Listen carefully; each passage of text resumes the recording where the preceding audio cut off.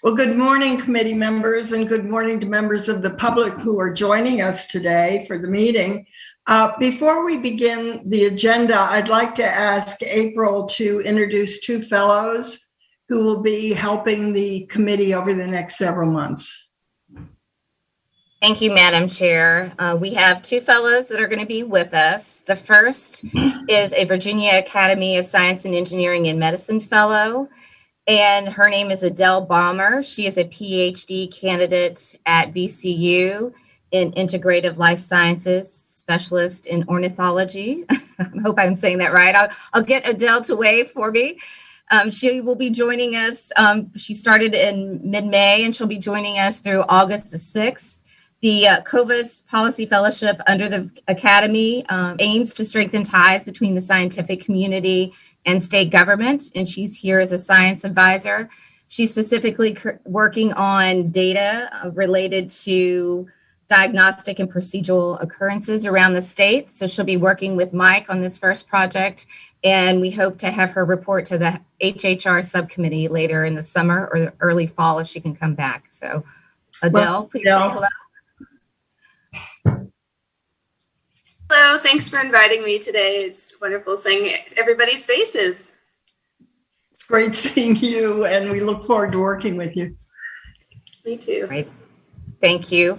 Our next fellow, you might be more familiar with this program, the Virginia Management Fellows Program. You might remember previously it was housed as a partnership between Virginia Tech and the Secretary of Finance's office.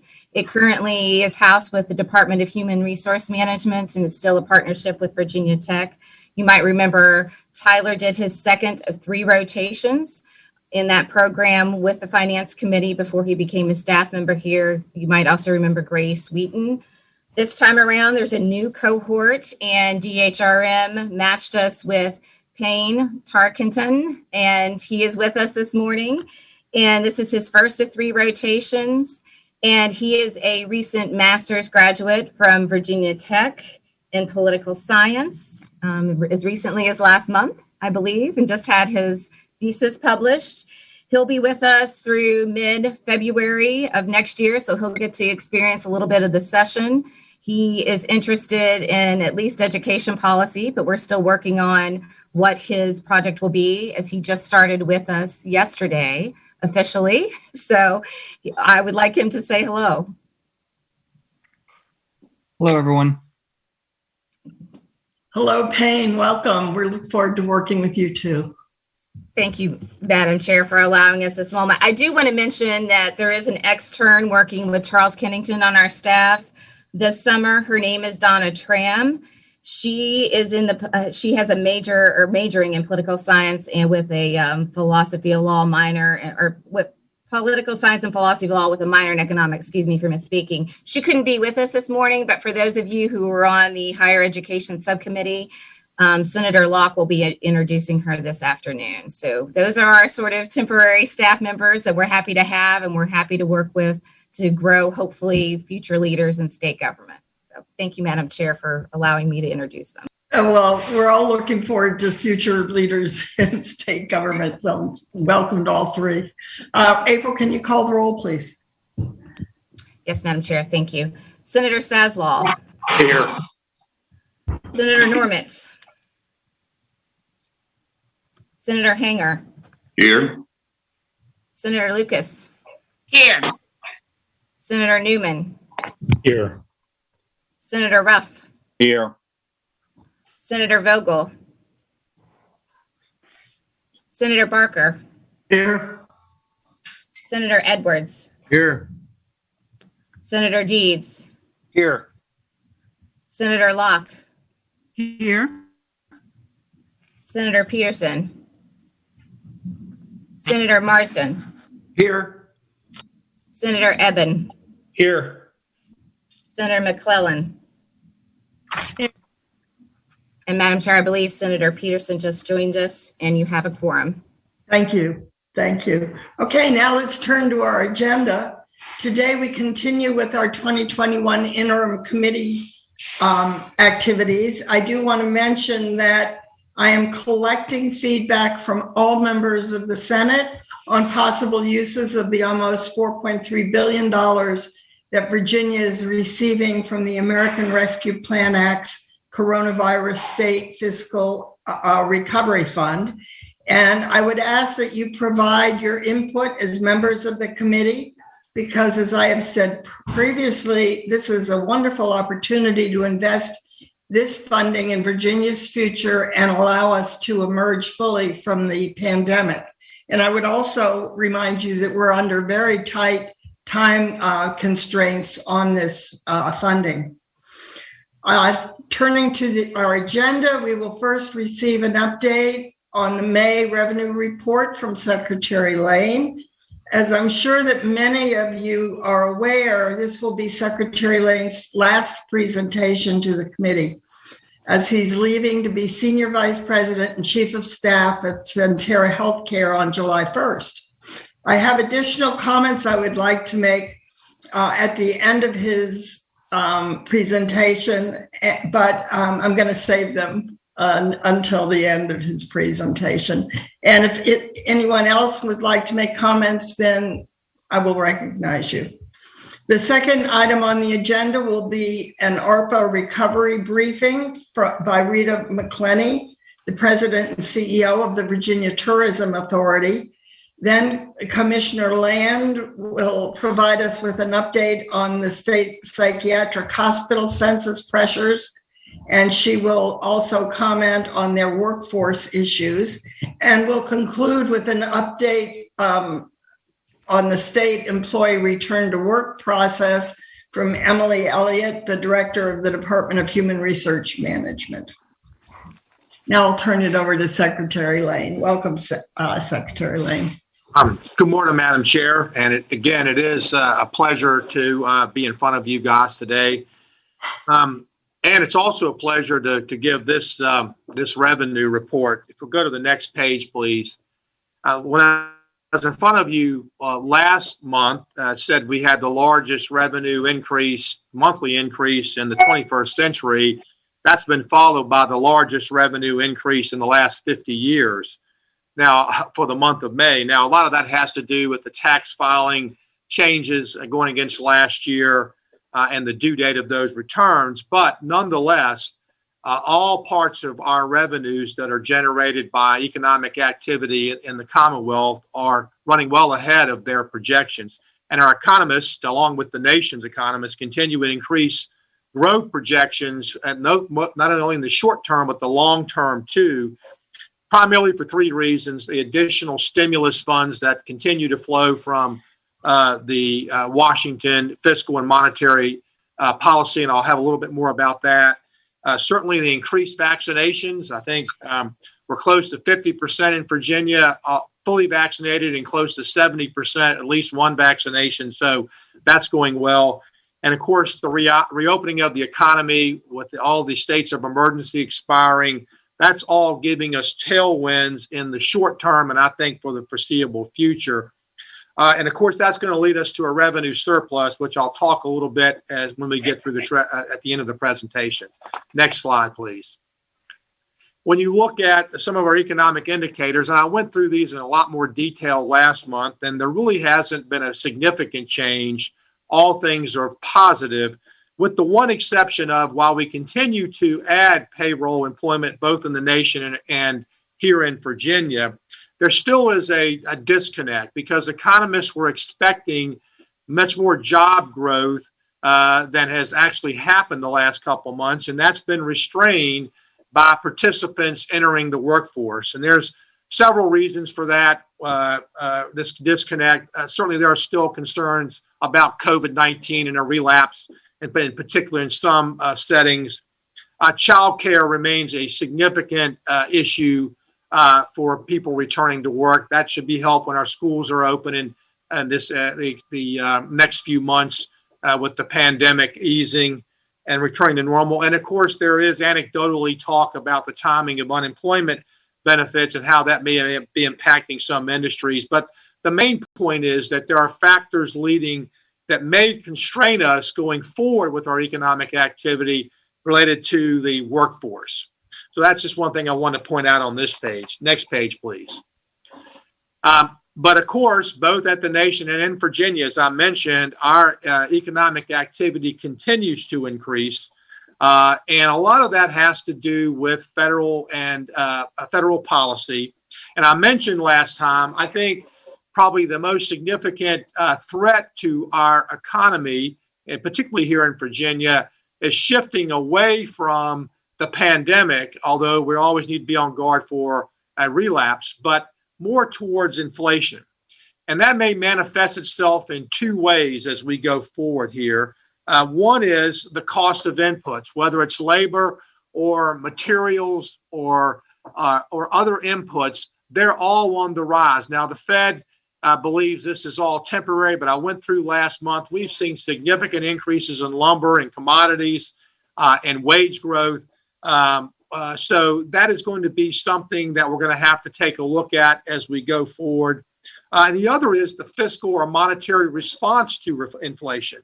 And I know the Fed has kept a very weak monetary policy, or in other words, easy money. The growth of our funds, the growth in our money supply has just been extraordinary the last 15 months. But to the extent they would start mitigating that by reducing the money supply, a quantitative easing, which is a technical word to mean they'll stop buying all the bonds as a buyer of last resort or assets in the economy, or if they move interest rates. And while we hope that this is still more in the long term, to the extent inflation heats up, that could be also a threat because it gets reflected in consumer behavior. So, and I do believe eventually that'll find itself way into fiscal policy, which may tend to restrict some of the growth here in the Commonwealth, potentially as it relates to defense spending. Next slide, please.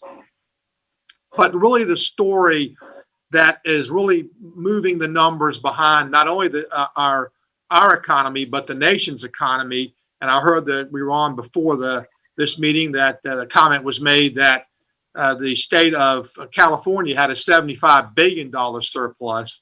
By the way, they're the 7th largest economy in the world, so they're a little bit different than the state of Virginia. But nonetheless, a lot of that, like ours, has been driven and helped significantly by economic growth as related to the stimulus. So what I have in front of you here to show you the impact over the last 15 months.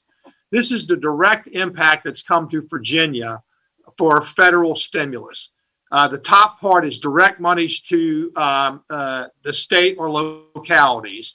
And I will point out we haven't, and Madam Chair, you mentioned about the American Rescue Plan. That money has not been spent. It's in our accounts, the $4.3 billion, but not been spent. But adding all that out, we have almost $26 billion, over $26 billion that is coming to our economy or has already been spent in our economy just in fiscal and monetary policy the last 14 months. Now, over and above that, there are other funds that came that are non-grants that went to individuals and businesses related to these plans, PPP program, other loan programs, direct grants to certain businesses. That totaled $51 billion. Some of it hasn't been spent yet. But that's over $78 billion of monies flowing through our economy. And it was pointed out, our general fund is about $24 billion a year. So a significant amount of money is flowing through here, and that is what's been driving economic growth over and above our economy, and we've talked about how it's weathered it in the past. Just to put this in perspective, last time, this is about 3 times the amount of economic damage we suffered. So that tends to be inflationary, and that's why I have been telling us to be on the alert for what may come with inflation, primarily the fiscal and monetary policy changes that would come about. But as I mentioned before, this will be a tailwind, at least for the foreseeable future, as we continue to spend these monies and they work their way through the economy. Madam Chair also mentioned about the uses for these monies, particularly with the American Rescue Plan. And of course, there was a press release by the governor and leadership talking about using this in public health, small business, workers, public schools, and broadband. All those obviously could benefit from these monies. I would point out they are good for 4 years. And I point that out as even though we hope this pandemic's behind us, they were given over 4 years as we work through this. So I would just ask the money committees to keep this in mind. We think the pandemic's behind us, but we don't know for sure. There could be some unforeseen consequences that in the future. But nonetheless, quite a bit of money running through our economy. Next slide, please. And what that's translated into, again, is record revenue growth here in the Commonwealth, notwithstanding the fact that we moved the tax filing deadlines, significant growth in all the major revenue sources. As of today, we stand about $3.3 billion ahead of last year receipts. Of course, we knew the fourth quarter was going to be a weak quarter we're going up against, and we'll give some of that back in June, but $3.3 billion ahead of last year. Remarkably to me, the Chapter 1289, which was the original budget that was signed last March, we are $2.5 billion ahead of that revenue generation. I don't think any of us would have sat here 14, 15 months ago and said, let's don't worry about this pandemic. We're still going to be up in revenues, but that's the case. And certainly our official forecast, we're running about $2.8 billion ahead. Now, as I said, we're going to give some of this money back in June. That's the wrong terminology. We're going to lose some of it because of the way we have changed the tax due dates, but it's certainly pointing to a very significant surplus, and I'll get to that in a few minutes. Next slide, please. Of course, what's a big part of this is the growth in withholding tax collections, which basically look like represent economic growth in the Commonwealth, wage growth and job growth. That has been up significantly both in April and May. We knew, again, last quarter, for last year, the quarter of April, May, and June, a lot of things were closed. We expected to have at least a 6% increase, and we're running almost double ahead of that. So that is good news, even in spite of some of the labor shortages that we're having to deal with. Still, job growth was up 7.5% in April, and we continue to do that in May. So it's really a good story here, with the reopenings and even the hardest hit parts of our economy, people are going back to work. So I expect that we will exceed the budget in this area. Again, we all know it hadn't been equally incurred across all different wage dollar values nor industries, but it looks like now all are starting to rebound, and that should be good news again in the coming quarters. Next slide. This has been really a significant part of our revenue growth, the non-withholding tax collections. You can see we collected almost a little over $1.5 billion in May. In fact, as we stand here today, we're about $800 million, $800 million, yes, ahead of last year in collections in this revenue source. And remember, we were concerned this will be the third year in a row that wealth generation has generated these type of revenues going forward. So a lot of it has to do with the stock market rebounding. I think a lot of it has to do with businesses actually doing well. We know some of our tech companies actually had record years in terms of their profitability. And we also know that we were concerned about this revenue source, and we've put a collar on it, and we've exceeded that collar. I would ask us that we continue to use that because it's a very volatile source. But certainly here, this has been driven by wealth generation, maybe a little bit of tax policy, not here in the Commonwealth, but I know there seemed to be a lot of people selling stocks and businesses that might have been in anticipation of tax changes they're expecting at the federal level with the new administration. So again, though, very, very significant increases. And we still have the large increase to come in June related to corporate and final payments or estimated payments, second payments for the year that we're currently in. So I expect this revenue source to be significantly over budget for the year. Next slide. Individual income tax refunds, we've about evened out. About last year, remember, we were a little bit behind. They seem to have gone through, nothing significant to report. we've issued about the same number of refunds this year as we did last year, up about 2%. So what that basically means is the net individual income tax overall is grown 17.5% for this period as compared to a very small percentage growth that we were anticipating. Again, good news, and I expect that to continue. Next slide. Sales tax collections are also another, just a very big increase in growth. One thing to point out this time, though, is that in addition to our growth up until this point had been pretty much online or remote, that wasn't the case in this past month. In May, our traditional retailers were up almost 50%. And that's on top of the online and remote still being up 18%.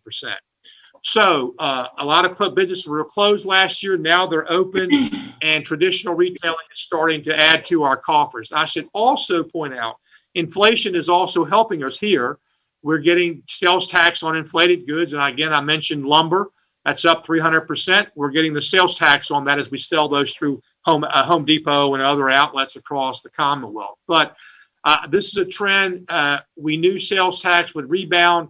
None of us thought it would be this strong, and I think this will continue into the next fiscal year also. Next slide, please. Corporate income taxes, we'll really know the final story on them today or tomorrow, because those payments are due the 15th. So I expect that we'll have a good growth in this area, and I can confirm that here in about a week. Our recordation tax collections continue to be very hot. That relates to the housing market we've talked about and refinancings. Again, I don't know if you tried to buy or sell a home. If it's trying to buy one, it's a tough experience. If you're trying to sell one, now's the time to do it because the market is very, very hot here in Virginia as well as across the country. Our insurance premium taxes, we thought we would be giving some money back here because of rebates the insurance companies would be giving customers, but that did not occur. And so therefore, this is running slightly ahead of last year. And again, don't see any surprises for that in the future. Next slide, please. So wrapping all this up, this slide usually says what we have to do to make our budget for the rest of the year. Of course, we only have 1 month. When we started this month, we only needed to collect $350 million for the month of June to meet our forecast. As of yesterday, I just checked this last night, we already had $850 million in the bank. So that put us $500 million ahead as of today without the large collections coming in for the rest of the month related to those estimated taxes and the continuing sales taxes, accelerated sales tax. We expect almost $200 million for that. So we're going to be in excess of $1 billion easily for a surplus. In fact, an average June for us before the pandemic was about $2.4 billion. So if we got anywhere near to that, the surplus could be significantly more than $1 billion. And I expect that to be the case. But I don't know exactly how much until we get these final payments. Now, that's good news in twofold. We'll have the surplus for this year, but also this will revise the economic forecast going forward. I don't know how much, but you can expect when we do the October revenue reforecast for the upcoming legislative session in early next year, there will be an upward revision of revenues for those 2 years because not only of our performance in this year, but the continuing economic forecast that we're seeing across the nation. Next slide, please. We'll take a look at these last payments in June. As I mentioned, we do have the accelerated sales tax that'll be coming in. So I do expect the rest of June to be a good month and will lead to a very significant surplus. Next page, please. So what I put in here is what happens when there is a general fund. Yes, ma'am. I just think this might be a good point for any questions if there are any. Yes, ma'am. Are there any questions? Madam Chair, it's Adam Eben. Yes, Senator Eben. Mr. Secretary, I don't know if this is part of your presentation later or if it's something that hasn't been discussed much, but I'm wondering, Do we have any sense as to how many businesses have permanently closed or restaurants permanently closed due to the pandemic in Virginia? I don't know how many permanently closed. I know we're about 150,000 people who have not returned to the work, jobs lost to last year. We were about 187 last year, 187,000 last month, 150. I don't know specifically how many businesses are closed. I can get that. I certainly, there's no doubt, Senator Eben, that a significant amount have closed and probably will not reopen, either reinvented themselves or just are not in the position to reopen. But I'll get that number for you. I don't have it off the top of my head. Thank you. Thank you, Madam Chair. Any other question on this monthly report?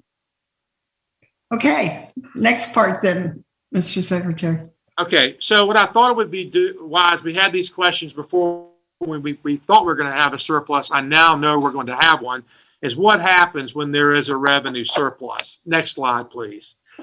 And there was a discussion about whether this was constitutionally driven or whether it was part of the code, and the answer is yes, both come into play. But a general fund surplus becomes a part of the year-end balances that is provided for in the Constitution and parts of our code. And there's a difference between whether all revenues are certified revenues, and that makes a difference between which reserve fund is mandated and which is available to us through the code. Next slide, please. I'm not going to go through all these, Madam Chair, but I wanted to just reference to you the various sections of both the Constitution and the Code of Virginia that dictate how a revenue surplus is handled. And so just wanted to have this documented for your members if they wanted to go back and read this where it comes in the code. Next section, please. And I'm not going to go through every slide, but the basic thing to keep in mind is our reserves are limited to 15% of tax revenues. In other words, it is amazing to me, 4 years ago, we had less than $280 million in reserves, and we're on a watch list. And now we're talking about maybe hitting up against our mandated limit on reserves, because we have $2.1 billion already obligated in reserves, which is about a little less than 10% of these certified tax revenues. And that's only going to increase with this surplus. But we are limited to 15% money going into these reserves. Some is statutorily required to go into the rainy day fund. Some are through code that would allow you to put it in the cash reserves. And again, I'll get to that as an example in the end. Next slide, please. This again, just pointing out that there is a certification process, and that may generate what's called a super deposit. And I think we are going to get close to that, if not hit that this year, because once our revenues increase 8.5% over the previous fiscal year, that may generate an additional calculation for what's called a super deposit to the rainy day fund. So again, just wanted to point that out. We won't know till we get final June receipts, but that's a possibility. Next page, please. This is a graph that will cause your eyes to go blurry, but there's decision points to go through what parts of the code are applicable. We don't have all the answers to these decision points, but again, wanted to document to you, it's not as straightforward as we get a surplus and then X amount goes into the reserve.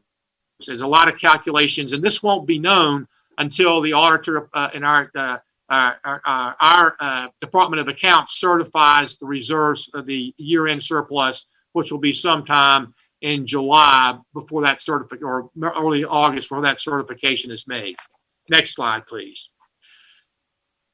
But over and above monies that go to the actual reserve funds, there is a water quality fund that comes into play, and that's probably going to come into play this year. Roughly, it's 10% of the surplus.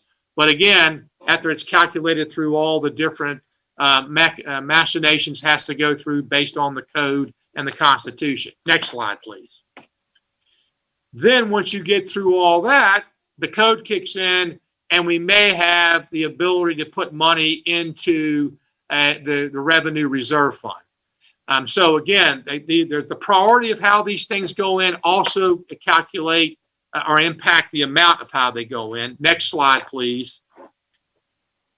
This is another decision point to determine, again, once we get to the water quality, what goes into that calculation and what decision points. Next slide, please. And when we finish with all that, we get to water quality part B.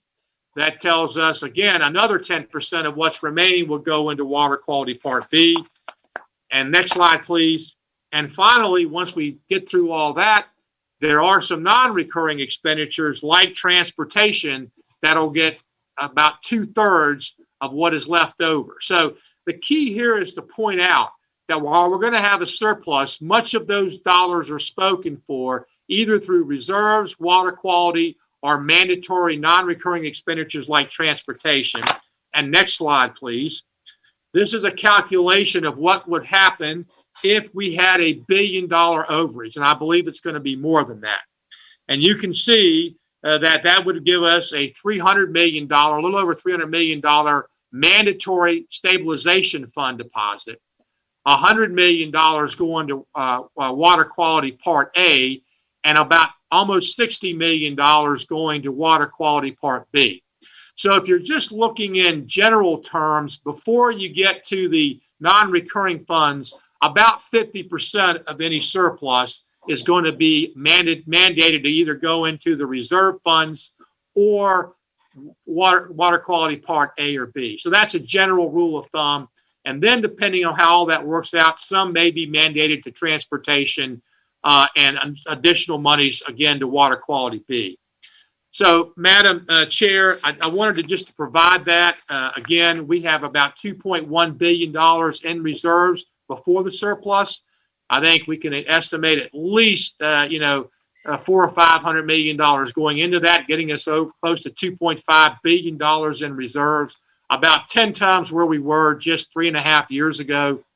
Thanks to the hard work and working with the governor and working with the money committees, we've been fortunate to be able to do this. I'd point out one of the few states in the country that put money into reserves during the pandemic going forward. So I would think moving forward, Madam Chair, all things are very positive for the Commonwealth. I know you'll have some hard work to do regarding allocation of these monies, both in the upcoming budget and the ARPA funds. But the good news is you'll maybe able to tackle some things that Virginia hadn't been able to get to in the past. So with that, I'll stop for answering any questions, and then I'd like to introduce my team, but I'll leave that if there's any questions before for this report. Are there any questions? Madam Chair, Dave Marsden. Senator Marsden. Thank you, Madam Chair. Secretary Lane, we came out of the 2020 session with a very, very strong budget and great revenues at that time. How do we stand today compared to that level of spending that we had proposed coming out of the 2020 session? And how do we stand now against that number? If you kind of have that ballpark figure. I do. We currently, our current projection or our current budget, Chapter 552, current revenue forecast, is pretty close to the original plan that you guys adopted back in March of 2020 in that. In other words, we've restored most of those revenues and most of that spending. It's within a few $100 million. Where we stand to that is, as I mentioned earlier, we're about $2.5 billion in revenue collection over that, and almost $2.5 billion from the original. So the answer is we've restored most of that spending. It may be in different categories than you did, and you're going to have an overage. So most of it has been restored. Of course, we did it over multiple increments, looking at 3 months at a time and looking at the revenues, which I think was the right approach. That not moving the tax deadline helped Virginia understand where it was, and we're able to add these monies back. For instance, if we'd have moved the tax deadline last year, we wouldn't have known where we were until October of the previous year and wouldn't have been able to take in the approach we've had. So in general terms, Senator Marsden, most of those revenues have been restored. Thank you, Madam Chair. Thank you, Secretary Lane. All right. Any further question? Madam Chair, if I could, it's Steve Newman. Yes, Senator Newman. Yes. Good morning, Aubrey. And I know there may be a time to thank you, but I just wanted to start my question by just thanking you for the type of leader you have been and the honorability and everything you've brought. When I think of a public servant that's in this for all the right reason, with incredible intelligence that could make it even better on the outside, you come to mind, sir, and you're just going to be severely missed. And thank you for your service as Secretary of Transportation and Finance, sir. I think my question revolves around unemployment. I know there's been some back and forth about unemployment, and I guess my concern is that when will we at some point run out of the enhanced benefit so that we can put these people back to work? I think we are knowing that in my businesses and others that basically we have the federal and state government competing directly against the market, and the market is losing, and a lot of small businesses and medium-sized businesses are losing. When do you see that funding kind of running its course, and we can get back to a program whereby the free market is really more in effect, and we can have businesses be able to pick up these people that are waiting on the sidelines for that to end? Senator, and thank you for your comments. In answer to your question, the governor has signaled that it is intention for him to continue the program until the expiration of the federal subsidy, which I believe is September 6th. However, as you all know, there is budget language that requires the administration to get appropriation approval for federal dollars. That appropriation lasts through June the 30th. And we anticipate, last I looked at it, that appropriation of the federal monies was about $2 billion, and I'm rounding off on that. And when we anticipated having about $300 million of that left as of June 30th. That could be changed a little bit. I haven't reviewed it in the last week. But again, that appropriation does expire on June 30th, although the governor has signaled he intends to continue that program. And Senator, this is the, sort of begs the question of the language in the budget and what's discretionary and non-discretionary. And I know there's agreements or disagreements on what that might be. But we have another issue that's coming up. I'm sending a decision brief down the next day or so, and that is this non-entitlement unit money. We need an appropriation to get to the towns, the 200 towns across the Commonwealth. We need an appropriation for that, technically based on the budget language. So, Madam Chair, I'll be getting that down, and hopefully give you five. The agreement was to give 5 days to see if there was any objection. But, Senator, it's in that vein that these type of decision briefs were put down, and I understand there could be disagreements on that. But however, if we don't have the flexibility, it's going to require us waiting until August the 2nd to get some of these monies out. And I don't think that's what the intention was, but that's it is related to the unemployment insurance, and it also relates to this non-entitlement unit distribution too. But technically, to answer your question, that appropriation ends June 30th. Any further question? Well, Aubrey, this is really for me a very bittersweet moment. I have loved working with you. You have brought so much expertise and acumen to your job. You've also brought really a steady approach, a optimistic approach, but you're also honest and frank. And I don't think there's much more we can ask for a public servant. Although you gave so much more, you were on duty 24/7 for all these years and through this dreadful time we've gone through. So I just cannot thank you enough for what you've done. I know Centerra is going to be very pleased to have you, but we are truly, truly going to miss you both professionally and personally. Madam Chair, yes, Zaslaw. Aubrey, I can't say enough good things about you and your the job you've done both as Secretary of Transportation and Finance. And we really, really, really are sorry to see you go. We understand it's a wonderful opportunity. I've thought about calling the head of the state police and asking him to lock the door to your office, but you would just climb out the window. So that's just not viable. But you really are going to be, you're really going to be missed. You've just been nothing short of sensational. And I wish you the very, very best at Centera. They are so lucky to get you. Well, those are kind comments, but I want to point out it's not been just me. I've been blessed with a great team around me.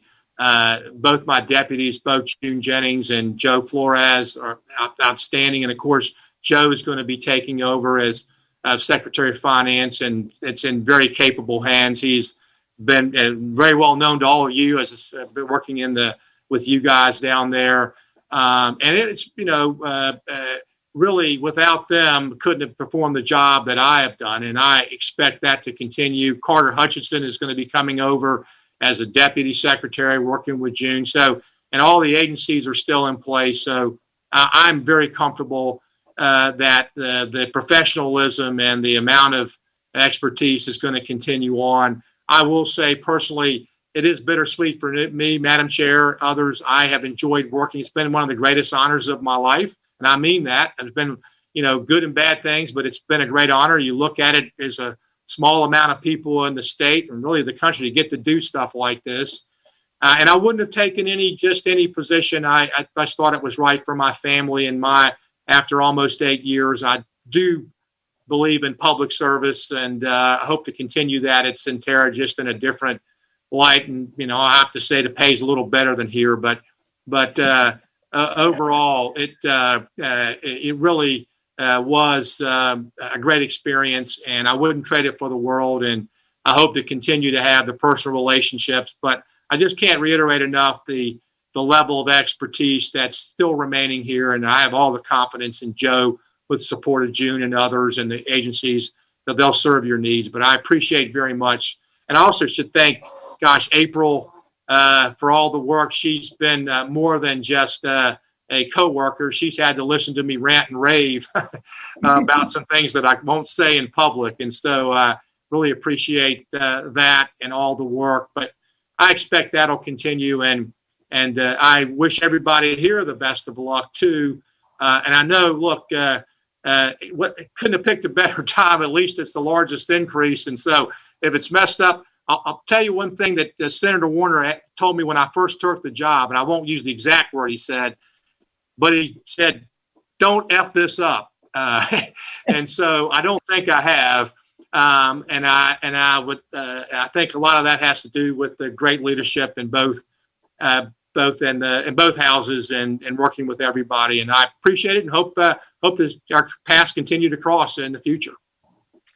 Well, Mr. Secretary, if we were in person, we would give you a standing ovation. But instead, let's just thank Aubrey. Thank you very much. Thank you. And Madam Chair, I know Joe's on the line. If you would like to care to stay and introduce him, please. Yes, well, that's exactly what I was about to do. We are so pleased that Joe is coming back to us. As members of Senate Finance know, he worked for many years as our HHR expert and has had many exciting jobs since then in both HHR area and as Deputy Secretary of Finance. So, Joe, we are really looking forward to working closely with you again, and welcome. Thank you, Madam Chair. And I certainly want to give the governor, a shout out for giving me this opportunity. As Aubrey mentioned, we've got a lot on our plate, and you guys know this as well, with decisions to allocate ARPA dollars in just a few months, putting together the governor's budget in the fall, and then just sort of the run-of-the-mill business that we do every day. There's a lot to do. And while Aubrey is heading out to greener pastures, and I'll emphasize the greener pastures part, it's going to be big shoes to fill, as you guys heard. And I'm delighted that June Jennings will remain at my side. We've been working together for 3.5 years, and Carter will be coming in. He's a little bit younger, but we probably need a little fresh blood in the mix as well. I think more than any other committee, you guys understand the importance of staff and strong staff. And we've had a strong staff here, and I think that'll continue in the months ahead. I don't want to trespass on the committee's time because I know you have other items on your list, but I do want to reiterate that I look forward to working with you members and staff. Some of you I've worked with for almost 20 years now, and it's been a pleasure, and I look forward to rekindling that those relationships in the months ahead. It's working together and keeping our lines of communications open, frank and honest discussions. I hope I can bring that back to the Finance Committee. I'm a creature of the General Assembly. I've worked in this environment for almost 20 years. So I believe I have an understanding of the constraints that you guys are under.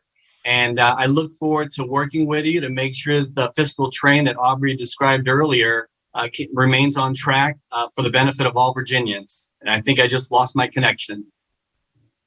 Oh, I may have lost my connection there, Madam Chair, but you're still here. You're still here. Oh, good. Okay. Good. So I just, I look forward to working with you guys, and April and the staff I've worked with for many years. So that's all I have to say. Thank you. Joe, good to have you back. Yep. And we expect you to have a lot Thanks, to Senator. say to us in the future. And we know it's going to be whatever you tell us will be your very best effort and advice. And I'm very much looking forward to working with you. So thank you both. Madam Chair. Thank you both. Okay, well, next on our agenda is we're going to hear from Commissioner Alice. No, sorry, got the wrong spot. We're going to hear from Rita McClenny from the Virginia Tourism Authority. Welcome. Thank you, Madam Chair. Good morning. I'd also like to take this opportunity to thank Secretary Lane for his service to the Commonwealth.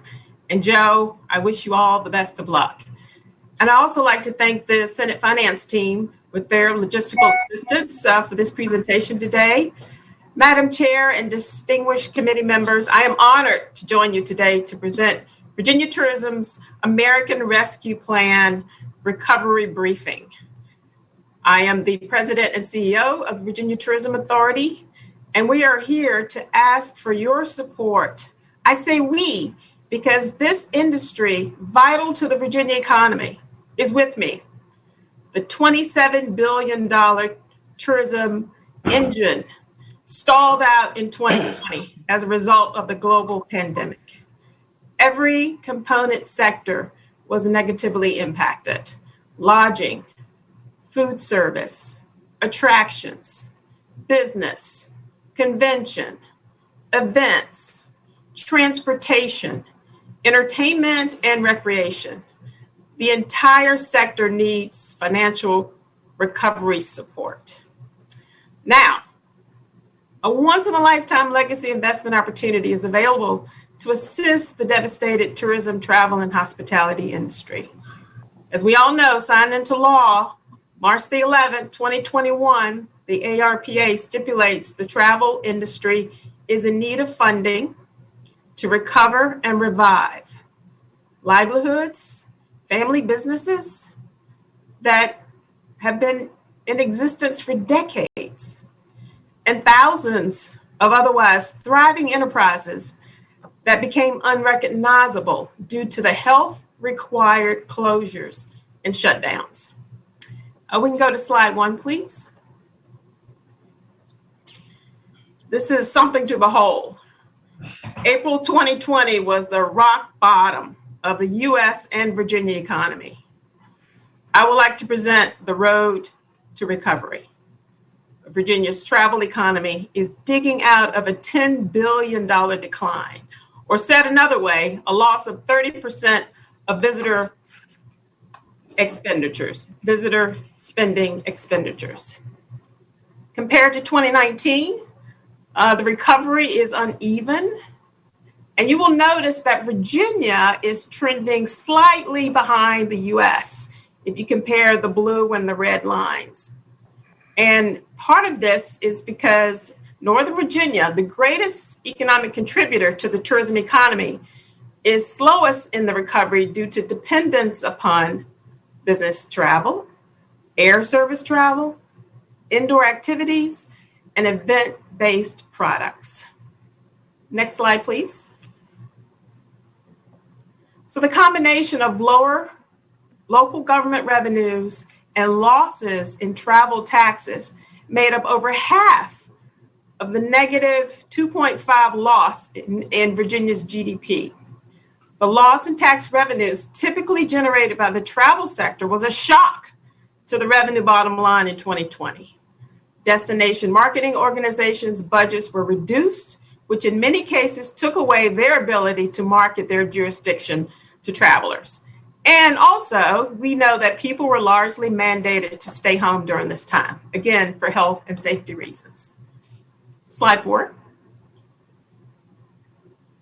This slide represents a number of travel impacted industry job losses. The share of the total for the leisure and hospitality sector, if you go down to that fourth gray shaded box, leisure accounts for 10.3% of payroll, but the job losses were accounted for 45.4% of the losses. Just devastating. Local government was second most impacted with 14.6 of non-farm job losses.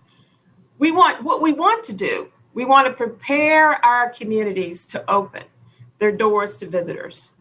We want to see people venturing back out, and the time is now.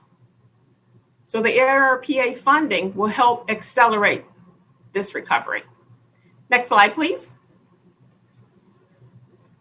So this slide demonstrates how uneven the recovery has been using hotel revenue gap in comparison to 2019 revenue per available room.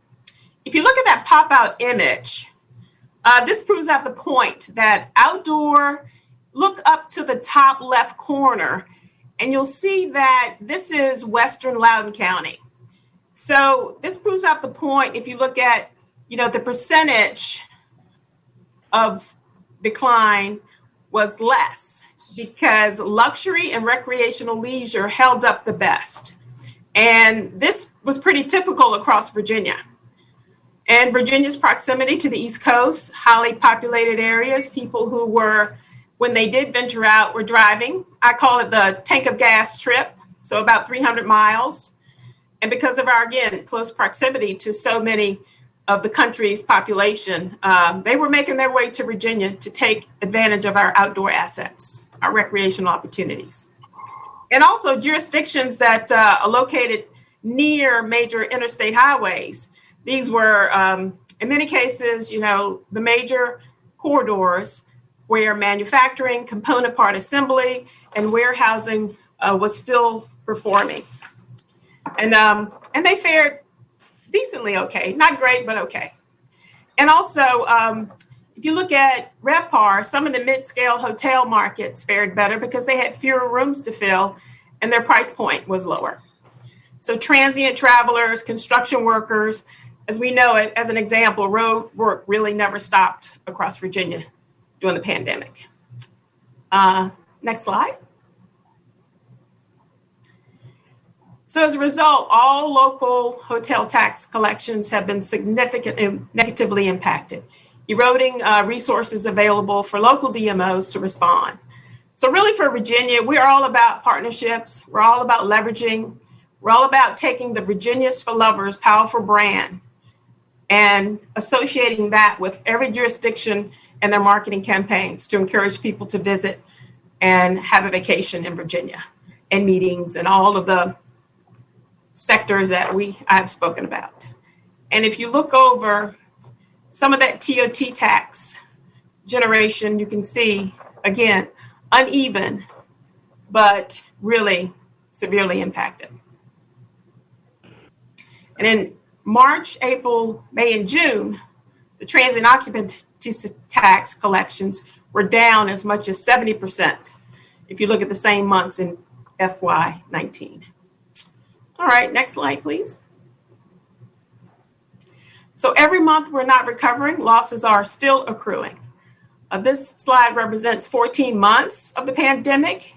We currently find ourselves in competition and at a disadvantage with Maryland, North Carolina, DC, South Carolina. These states stand out because they have launched robust recovery programs. As an example, in DC, they're offering up to $1,300 per hotel room in grants. And Maryland is paying, in some cases, $2,000 per room in grants. So you'll see this red cycle. So if you start with the downward pressure on travel expenditures, that goes to eroding the local excise and hotel tax revenue, which then goes to job losses and reduction in tourism resources, and ultimately hampering our ability, and the destination marketing efforts are hampered. So it's just a cycle that continues. And we're still in a position of losing revenue. Next slide. So here it is. This is the ask. What will Virginia Tourism lead in supporting the recovery to invest in marketing in our Tier 2 and Tier 3 markets east of the Mississippi? So the funds will be distributed between VTC and our local destination marketing organizations. So VTC will invest the money in doubling our broadcast reach to 13 million households, tripling our digital reach to 47.5 million households, extending the time in the marketplace because frequency and reach are what gets to new visitors, first-time visitors. And we would extend that from 12 weeks to 15 to 24 weeks. Really, outdoor has performed well. So we want to continue with that messaging and that voice and promote outdoor recreation marketing grants. And also this helps meet the excess demand not met by our current leverage marketing program. And of particular interest to our localities, because we saw sports hold up very nicely during the pandemic. In fact, it was one of the first sort of public sectors to come back where you had team sports. So providing sports marketing incentives for rights holders, so our localities may bid on these, and then also really helping the Dyer meetings market with some incentives to be able to attract new business. And from a locality standpoint, we would like to reimburse local marketing expenses to support safe travel. And these funds would flow through the locality. So the golden rule of all of this is no double dipping. So anyone taking on a grant or support may only take it for a one-time use for whatever the program is. So their locality and the state funds flowing to the locality must only be used for a single time in a single period. And then, of course, shoring up DMO resources due to their loss and reduced tax revenues. And, many of these expenses are directly related to COVID. And that's what the legislation says. Like, what are the negative impacts to business that on the local economy? And also, having called out tourism directly as a sector that should benefit from these funds. And the funds awarded will be based on, the locality proving a loss of revenue. So that comes up to $50 million. The next slide. So looking at, this is the investment I've referred to. So for a 2-year period, over 2 years, we recommend spending $9 million. So this is where we are currently. If you see to the far left, that footprint, and with additional revenue, we would be able to reach the markets in blue, with digital as well as broadcast.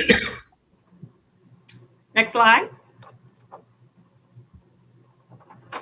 And this really wraps it up because this shows that with additional VTC marketing, we can bring travel expenditures up. So the proposed investment puts the Virginia's for Lovers brand and our localities on a faster road to recovery. If we do nothing, In 2023, we're at 2017 performance levels in visitor spending and expenditures. By making these recommended investments, we may achieve 2019 levels of growth in visitor spending, accelerating the state's recovery in revenue and job creation by 2023. Looking at this, we know that there have been, Senator Evan, you asked about restaurants and closures. There were over 16,000 food service establishments in Virginia, and now about 8,148 remain. So that was about a little over 7,800 restaurants that closed permanently. Now, permanent may not mean forever, because there is an opportunity as we continue to recover that these restaurants could open, but around 7,800 restaurants closed with an average of 75 seats. And 77% of restaurants indicated lower sales during the pandemic.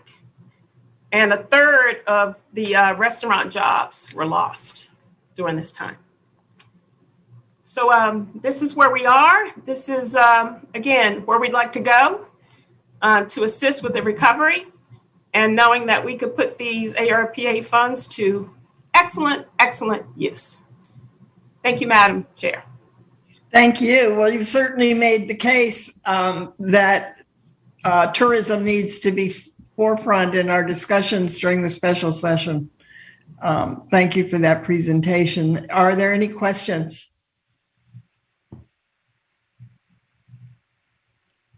Hearing none, thank you again for the presentation, and you've made a very important case to us, so thank you.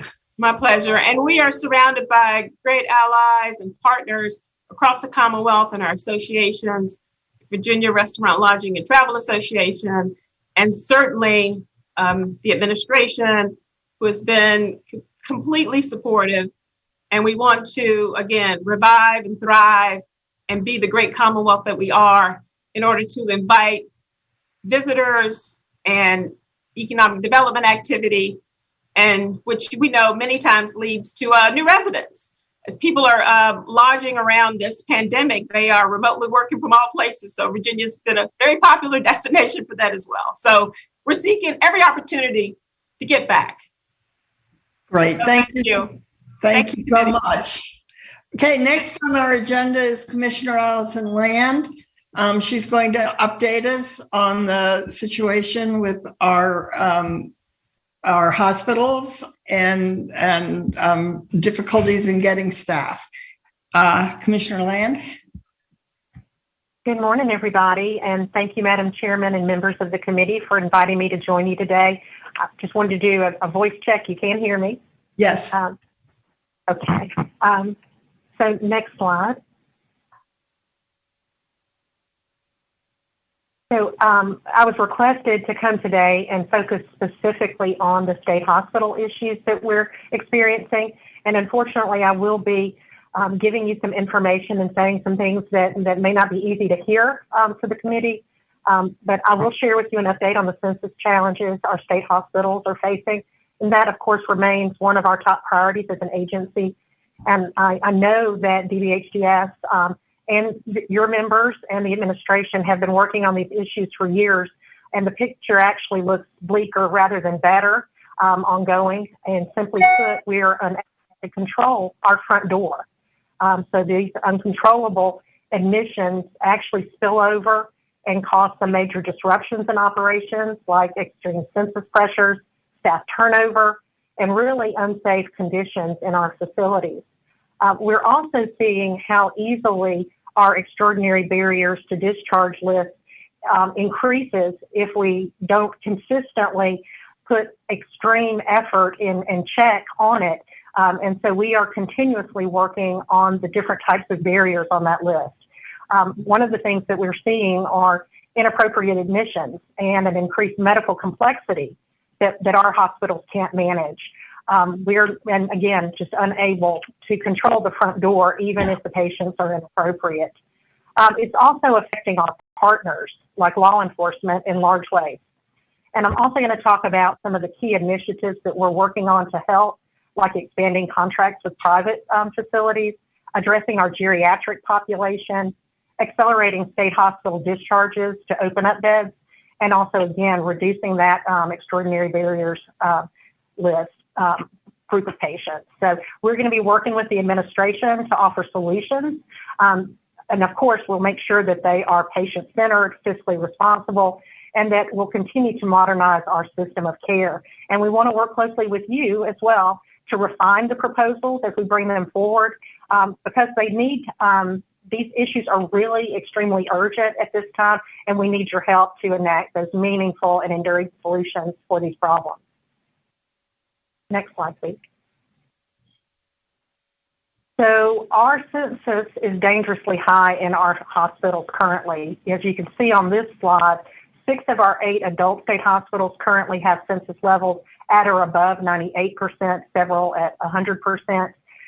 We do have 2, Southwest Virginia and Piedmont, that were recently reopened after outbreaks and recommendations for closure from VDH. They continued all during the time of their closure to be able to discharge patients as they stabilized and as the quarantine periods elapsed. So they had very low census during, once they came out, but they have been increasing admissions. And as you can see, we have Piedmont at 94% and Southwest at 96%. So they're very quickly approaching full census again.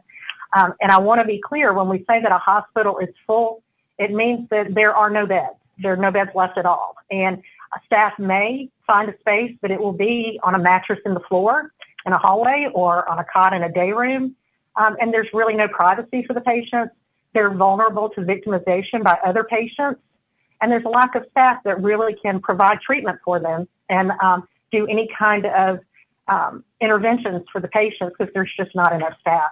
And those improper placements are really putting a patient, admitting a patient into a hospital without a bed, pushes our census levels, of course, above the 100% mark.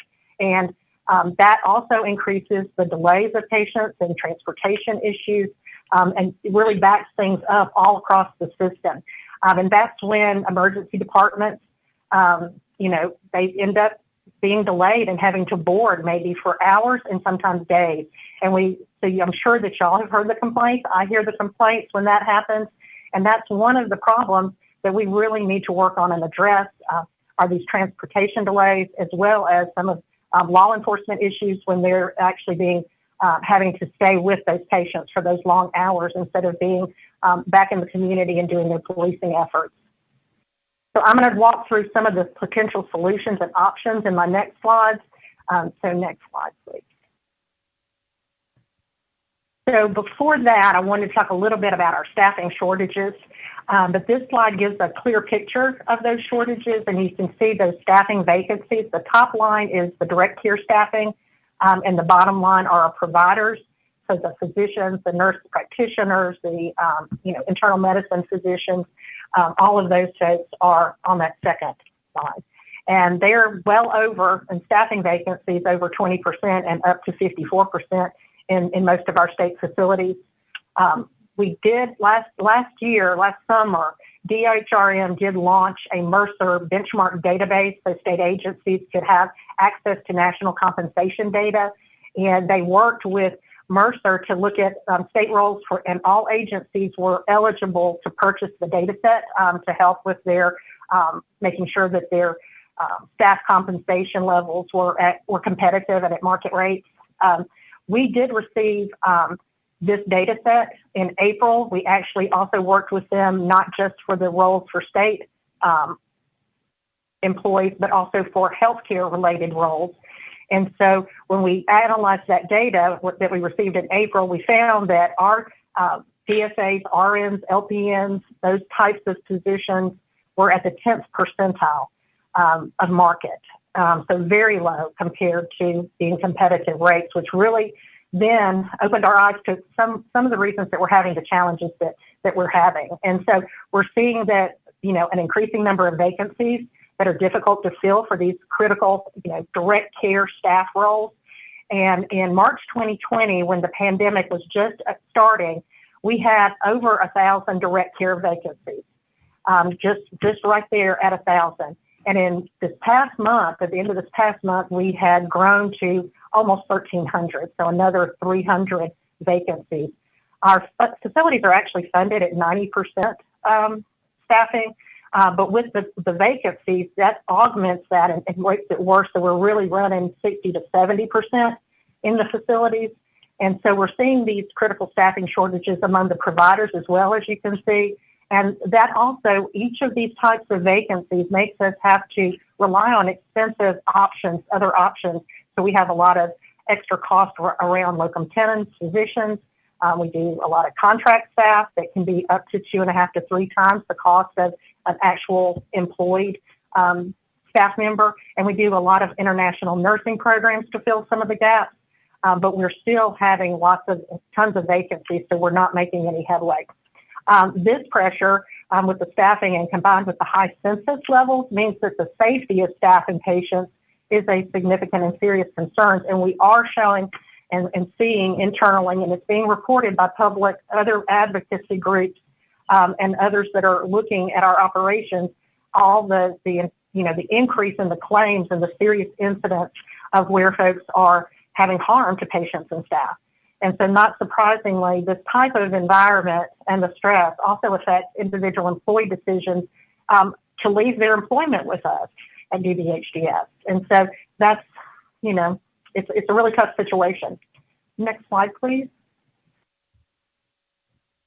And so there are many reasons why this is occurring. Of course, that high census, it already makes a difficult environment. A behavioral health environment is very difficult to work in, and it's extremely challenging, just if it's fully staffed. And so there's just an additional significant stress on our facilities. These adequate staffing levels are a significant concern throughout the healthcare industry. It's not just at our state facilities. All types of facilities and all of healthcare is experiencing shortages. And it's actually, we're seeing that it's driving many workers into positions that pose less risk, so they don't have to have risk to their personal health and well-being. And so they're going into other industries, other sectors in the economy. And of course, COVID also exacerbated the problem, made it more difficult to attract frontline workers. They didn't want to have to work face-to-face.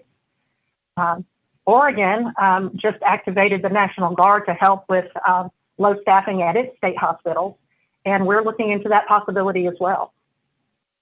We had previously operated our facilities more like each individual facility as opposed to as a system. And I think that also led to, us not really having good visibility into how bad this problem was, or you probably would have been hearing a lot more about it before now.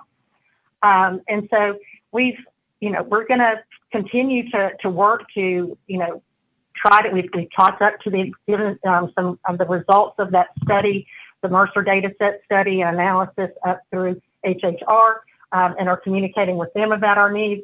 We are going to have to address, it will have to be addressed. We're also not at market for things like sign-on bonuses, shift differentials. So if you work evenings or nights or weekends, those are also not where they need to be.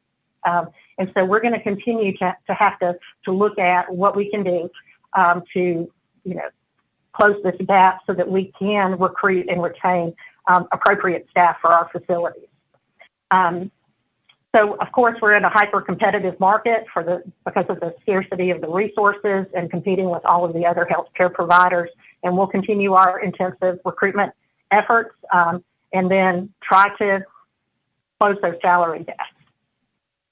We need to be able to operate safely and be in a position to address some of these challenges, like with law enforcement and the transportation and the delays for our patients. We need to be able to address those appropriately. Next slide. So CCCA, we are extremely alarmed about their low staffing levels and their lack of ability to operate at full capacity. It's really having an impact. We're seeing delays for children getting into care. We did have a significant downward trend in the fourth quarter of last year of FY 2020 due to the stay-at-home order.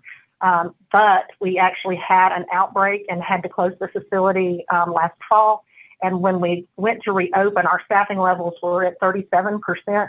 So we were not able to reopen all the beds. And we couldn't cover all the shifts and keep things safe and ensure a therapeutic environment for the patients and staff. And we have worked really hard and did have some success in recruitment, but we are still only reduced in capacity to 50%. So we only have 24 beds open. And so we're going to continue to look at that. They also have the salary gaps. But as we can, we will incrementally open as we can get the staff on and it's safe to do so. We are anticipating a surge in demand once the children go back to school September 8th. And that in-person learning, we always see in our trend that return to school is a time when we have peak census. And so we're anticipating that it's going to happen again. And I want to also mention, it's important, I think, to mention that the staffing issues around Stanton do not only affect CCCA, it also impacts Western State Hospital. And while we have not reduced bed capacity currently there, they are experiencing large shortages as well.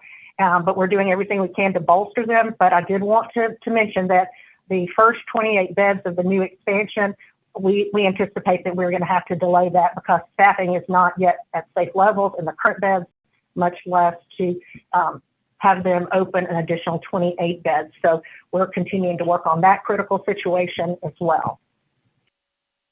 Next slide, please. So some of the things that we have done to divert CCCA admissions and keep the amount of delays down are we've worked with CHKD as one example together the last year to develop a report that describes components of a possible agreement for when they expand their services and capacity. They're going to be doing the 60-bed expansion and increased outpatient services that are going to come online next year. This is a truly critical opportunity to help divert these admissions from CCCA. And that report notes that they've made some priority target populations that they feel like they can really make an impact on the types of patients that we have coming to CCCA. And that will be a focus on children age 12 and under, as well as services for children with neurodevelopmental disorders, including autism spectrum disorder. And that would, of course, any agreement such as the one that we described in that report would require a financial investment. And in addition, we have begun meeting biweekly with VPCC, the VCU Children's Virginia Treatment Center for Children at VCU, to find partnership opportunities, and we'll be doing a similar report and asking them to identify that patient population that they will want to target and focus on to divert from admission to CCCA. And then we also have had agreements and put into place some contracts with other private providers that have begun to show some ability for them to accept some of these patients. We're really, as we do the orders, we're really calling out those types of patients, not just any patient, but the types of patients that end up at CCCA, which are an assaultive aggressive type patient, a medically complex IDDD population of patients that nobody will accept currently. And so getting these things in place that will actually focus on that target population is the key, I think, for them to be able to manage the patient and accept the patient. Because currently, if they don't feel like they can manage it, they do not accept the patient. Next slide, please. So we have continued to contract with private providers. And this gives you kind of a snapshot of some of the ways we're contracting with providers, including contracts that use the new FY 2021 funds for diversion and step-down contracts. We've confirmed all of our existing agreements, and we've developed 20 more over the course of the last 16 months during the pandemic. And we also contract with 3 CSBs for assisted living facilities that serve individuals discharging from state hospital. And those CSBs are New River Valley, Region 10, and Western Tidewater. We're also working on a proposal with Carillion that is resulting in 172 diversions per year. And I think we're signing today with Riverside Behavioral Health that would divert 218 acute detox patients per year, and also create outpatient programs for step down once others are stabilized into the community. We're hopeful about all of these contracts and are beginning to see some relief, but we're also aware that we've done a lot of things in the past that have had a tremendous amount of effort and work, but have had minimal impact. So we're hopeful that this will have a different result. And we continue to be very interested in expanding contracts to help divert and step down patients from the state hospitals. And so we will continue those efforts until we can see something really come to fruition. Next slide, please.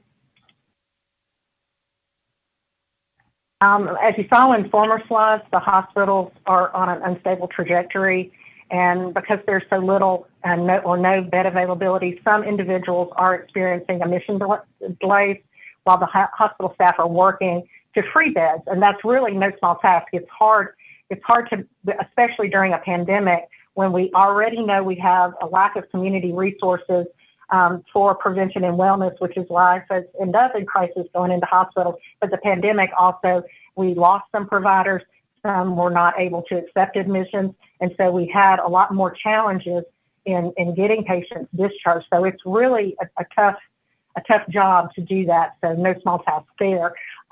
But with the exception of the COVID-19 emergency protocols that we were able to put in place, we have not denied admissions to state hospital, but it does take time to ensure every discharge is safe before we can free a bed and accept a new admission.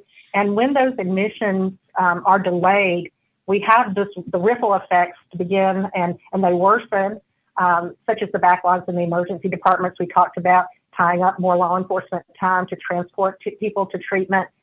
We're really concerned about these time delays that are costing law enforcement departments, particularly in the rural areas.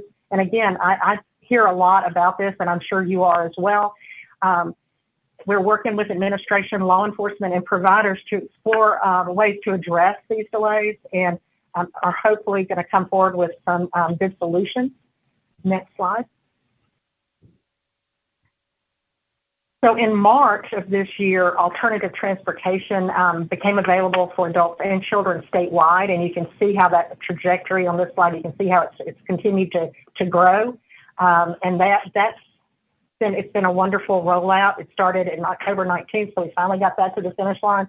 And those services are for people who are under a TDO, but that are clinically assessed to be appropriate for that level of transportation, that they don't need to be in law enforcement custody and taken in a police car. And so far, the contractor, which is G4S, if you'll remember, has completed just under 2,600 statewide transports.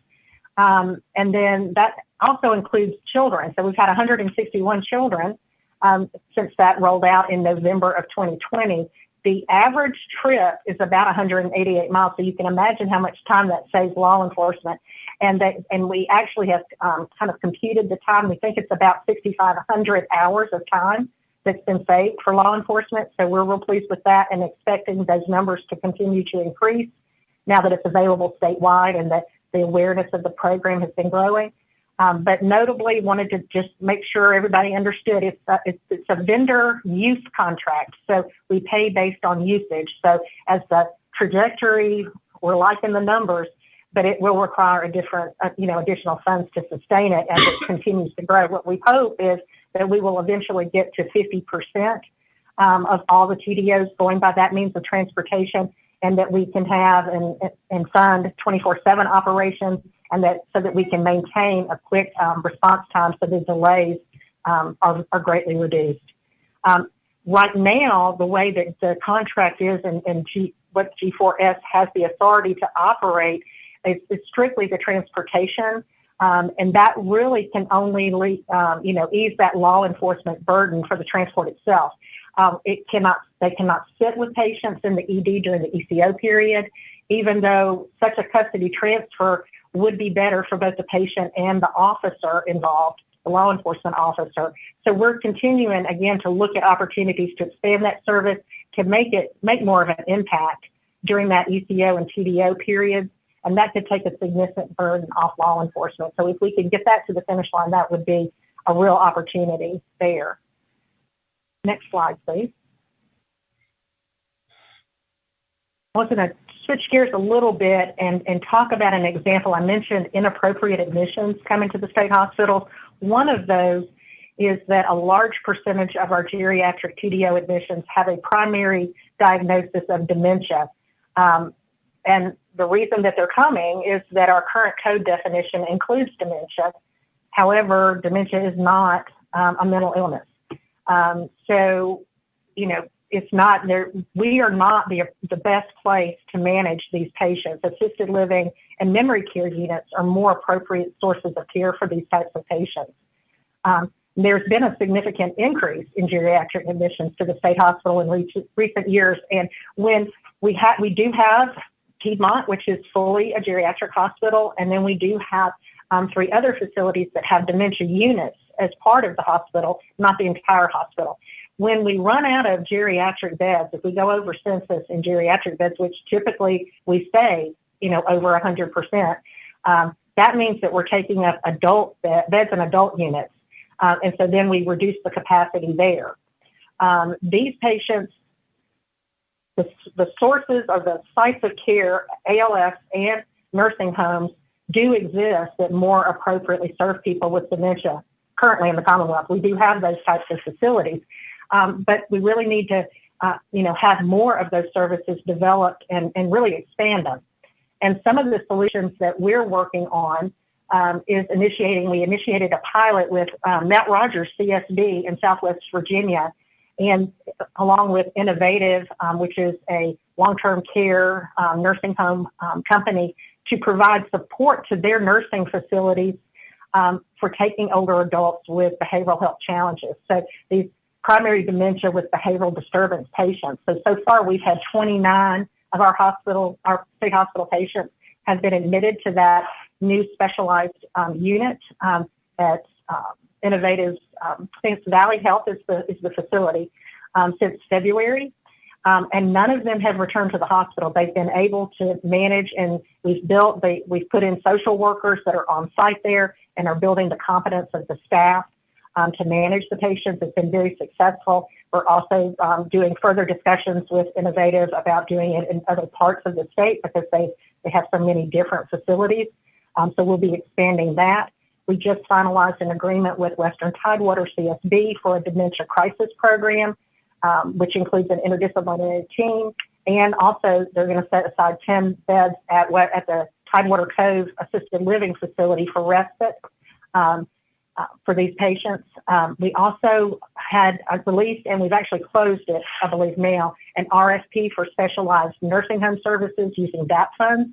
And that would be for more than just dementia patients. It could be for our NGRI patients that need that level of care. We also included Department of Corrections on that RFP. So if they have folks who are finishing up their sentences and need to be released to that level of care, so we would also have an opportunity for them to benefit from that. In addition, so it wouldn't just be individuals with dementia.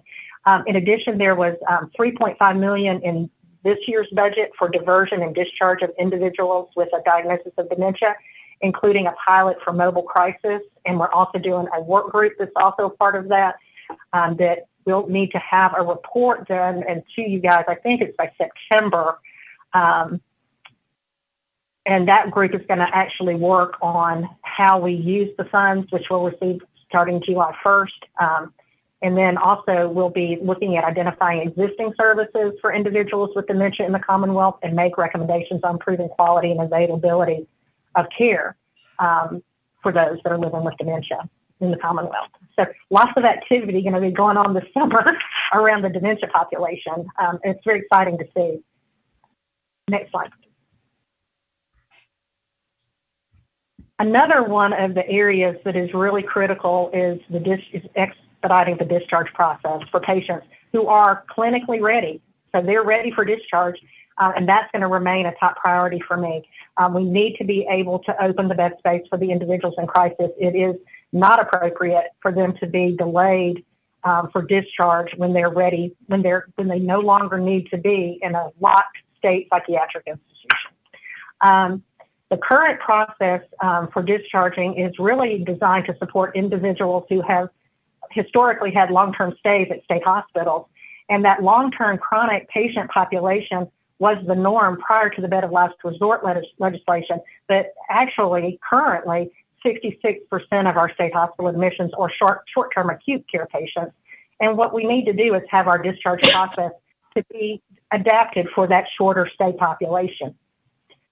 We did have on Senate Bill 1304 created a work group for DBHDS, the community services boards, and other stakeholders to review the current discharge procedures, what hospital and CSB staff responsibilities are, and identifying barriers to timely discharge. Again, for those who are clinically ready for discharge and should not be staying in a locked facility against their will. Its work group is also tasked with providing recommendations on expediting and improving the discharge process to you guys by September 1st. So again, another work group that will have a lot of work ahead of it over the summer. Next slide, please. Another strategy has been targeting the barriers on the extraordinary barriers to discharge list. I call them buckets. And I try to get strategies for each of the buckets. So you'll be hearing about some of those. So the EBL also actually encompasses anybody who's been ready for discharge for 2 weeks, for 14 days, but for whom there's a significant barrier or barriers that are preventing a safe discharge. And so they're ready to leave, but they can't, and they're just basically stuck, is what I call it. About 30% of those patients include individuals in need of assisted living facilities, nursing homes, and other supervised residential facilities and programs. That's kind of what we're hitting with that. We already talked about that group, but it's a large, you'll see it's at the top. I've got the, that first bucket that's so large there. We've actually been had a work group working on each of these, the buckets since April of last year, and we've actually discharged over 900 patients. So the work that we're doing, it's really hard. You have to stay on it and hit it hard, but it's really working, and that's been a blessing. We definitely need more community services that facilitate the safe discharges, not just from our state hospitals, but from the private facility settings as well, because that opens beds so they could take more TDAs. So all of those things, and I know that's a whole nother presentation with Step Virginia and behavioral health enhancement and all of those things, but that's what's really going to beef that up and be a real final kind of longer term solution for us. And we're continuing our efforts again to address these barriers, but we are going to need ongoing support of DAP funds. And we also need to look closely. Another large group bucket you see is that NGRI process. They're stuck in that. We need to work with other agencies to figure out how do we expedite that process, and so that we don't have that many folks that are ready that are not able to leave. So this is going to be, again, we're going to continue. This census issue is going to be one of our top priorities. We're doing all of the things within our power to solve these difficult challenges. We're grateful for all of the resources that we've received that have been allowing us to try some of these things. And so we know we couldn't do it without you. And so we're very thankful for that. But this is a very critical time at the state hospitals. These uncontrolled admissions, they affect every aspect of our operations and have very, serious impacts as well on other partners. We mentioned law enforcement, but it's also the private facilities, their EDs, the burden on their EDs. Now that our visitation restrictions have eased at our state facilities, I would encourage you to come see a state hospital with your own eyes. We can always arrange visits for an interested member or a group, and we'd love to have you come. So thank you, Madam Chairman. Thank you again for inviting me, and I'd be happy to take any additional questions. And I did bring some of my senior leaders with me in case you ask me something that I don't know all the details on. So. Great, thank you. Are there questions for the commissioner? Yes, Senator Deeds. Madam Chair, I've got a couple of questions, if that's all right. Commissioner Land, I appreciate your leadership in these challenging times. I want to go back to the direct care employee issue. You're down 11% at Northern Virginia and 35% at CCCA, and a number, that it's really worrisome.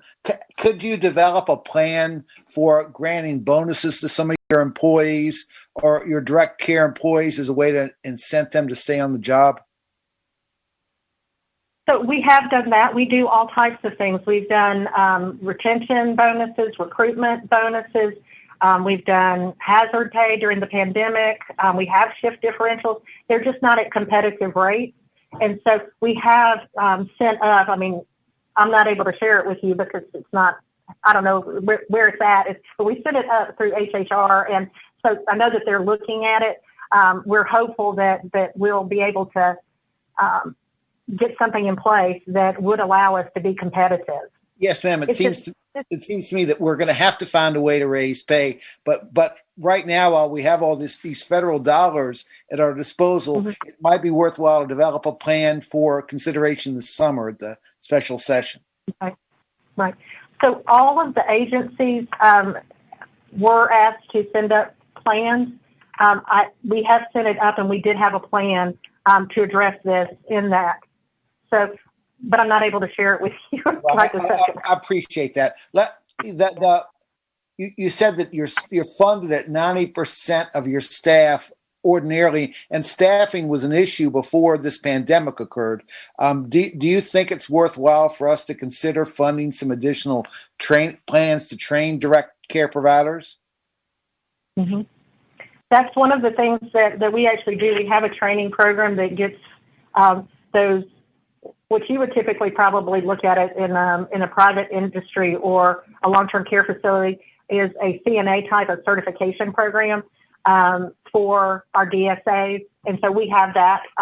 It's just we're not able to recruit. I think that we start at $11 an hour, and they can go to the Wawa or work in retail for more than that without being face-to-face during a pandemic or with an assaultive, aggressive population of patients where they might be hurt.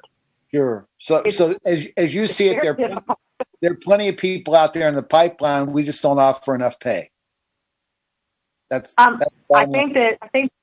not sure that we have enough people in the pipeline, but I think that if we were competitive, that we could, shrink some of these gaps and work on, like you said, pipeline for, getting people into healthcare, particularly for me, behavioral healthcare positions, Okay, I want to move to something else. With Virginia, with respect to Virginia, the VTCs, the center, the hospital in Richmond, the discussions haven't gone very far, or they're still not taking the tough cases. So they're doing a lot of work at VTCC. Their leadership actually changed over to support moving forward to be better partners. I hope it's okay that I said it that way, but that's the way it is. And are replacing leadership, providers, staff, to make it so that they can change their operations to where they can, and the ability for them to take the types of patients, those medically complex, aggressive, assaultive, IDDD patients. And again, we will be doing our report just like we did with CHKD, that they will specify the target population that they're looking at. Like CHKD wanted the 12 and unders. They're going to do, a certain number of beds for the IDDD population.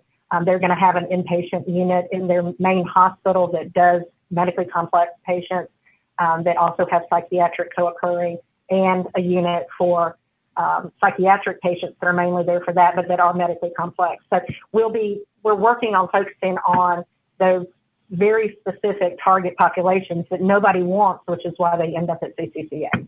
Are you considering legislation that would transfer custody of people in emergency rooms to alternative transportation providers or somebody else? Well, I think that we have a work group, and that we had, I think you carried legislation last year that we did not get, was to to do that transfer of custody. We're very supportive of that, and are working with the work group. And I think that law enforcement is supportive. I think that the hospital associations are supportive. The CSBs are supportive. They're the ones that get caught in the middle with everybody yelling at them from the ED and the hospitals and law enforcement. I think everybody is pretty supportive of it. We would just need to put it together and move it forward. Yeah. Okay. Thank you, ma'am. Are there further questions? Yeah, Madam Chair, John Edwards here. Senator Edwards. I agree with everything Senator Deeds said, and I support increasing the pay. We got to have, better pay.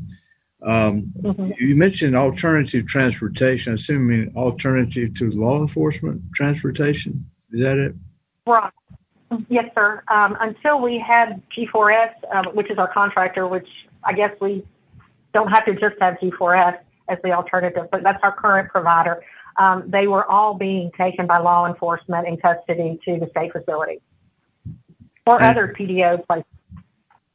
So how much additional transportation besides law enforcement, relatively speaking, or percentage wise, are we currently using? And who are these people?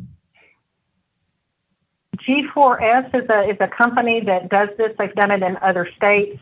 They were in North Carolina. I think is how we heard about them, and we did an RFP and had multiple companies, and they won the solicitation. Is how we ended up with them. I think that we're closer to, I would say 15% maybe statewide, or even maybe a little bit lower than that. For transports, we want to go to 50%. As you saw on that slide, the numbers have been increasing, and when we went live with everybody all across the state, you could see that it went up into the 200s, and it's still increasing. So we're up about 250 a month. So we would need, significantly more. Do you work with DMAS? Are these are the same people that DMAS works with, or what? DMAS, these. It's a transportation company, so they have folks who are that they have cars that have been outfitted specifically for the patient population, and they actually drive the patient.